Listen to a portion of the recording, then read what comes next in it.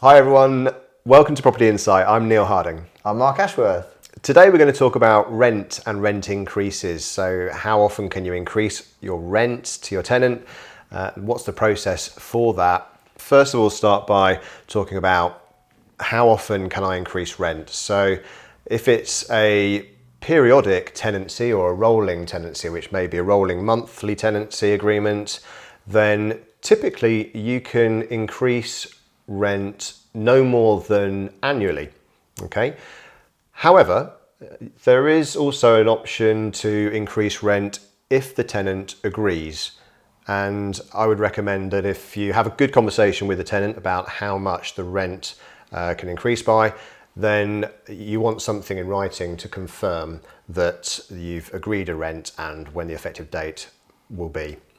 I think typically it's fair to do an annual increase.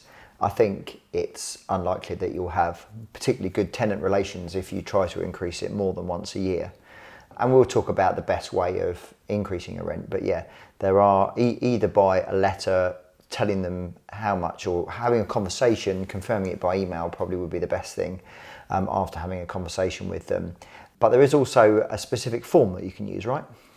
Yeah, that's correct. So Section 13 notice would be the official document, and once that is issued to the tenant, that's formal notice that the rent is going to increase. You don't actually have to have agreement of what the rent's going to be from the tenant in order to issue a Section 13 notice. Once the Section 13 notice is issued, that will be the new rent, and technically, at least, if the tenant then doesn't pay, then you're into arrears, just so that you're aware. But as Mark said, we strongly recommend that have a good relationship with the tenant and have a good conversation with the tenant about what can they actually afford to pay. For example, has to be really relevant information.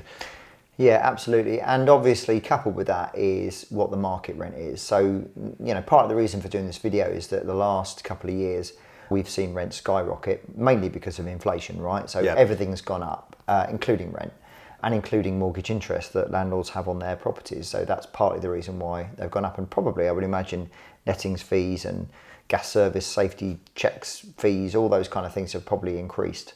It certainly has increased for us, and I'm sure it has for you, Neil, as well. So I think it's quite commonplace for a tenant maybe to have been in situ for the last 3 or 4 years without a rent increase, and all of a sudden it's kind of like, wow, this property is now worth £1,000 a month, whereas 4 years ago it was £750 and the tenant's rent hasn't been increased. So you definitely need to look at the market, probably even possibly get a couple of letting agents' opinions on what that property might let for. It's pretty easy to search on Rightmove for comparable properties and see what they're supposed to be renting for, and then you have to approach your tenant. If you have left it too long, then you're kind of backpedaling a little bit here. So you need to go and sit down with your tenant and discuss with them that you're going to increase the rent, and what does that mean for them. Obviously, they will need to factor in if they're basically, you're making their rent unaffordable, they're going to need to move on, and what are they going to be able to find elsewhere? So there's going to be a balancing act for your tenant to decide, is it worth me moving out because this rent's going up, and what else am I going to find? Is it going to be comparable to what I'm in now? And is it actually in the end going to still cost me the same as what it would if you were going to put the rent up, but I don't have the hassle of moving out?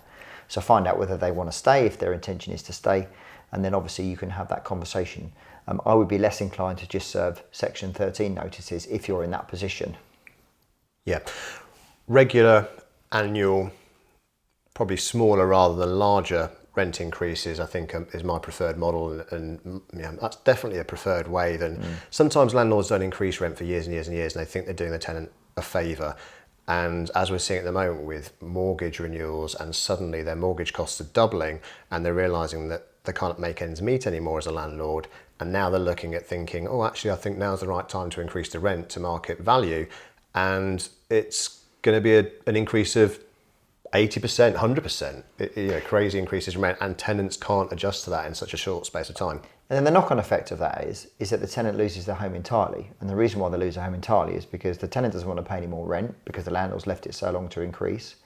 And then the landlord can't meet their payments. And so therefore the only other option is to sell the property. Well, that doesn't really help Certainly doesn't help the tenant, in my view, if the tenant wishes to stay. And now there's one less rental property on the market. Yeah. And so therefore, that's really why it's really important to make sure that you're keeping up. And I would always say, you know, if you've got a really good tenant, fine, give them a discount. It's not a problem.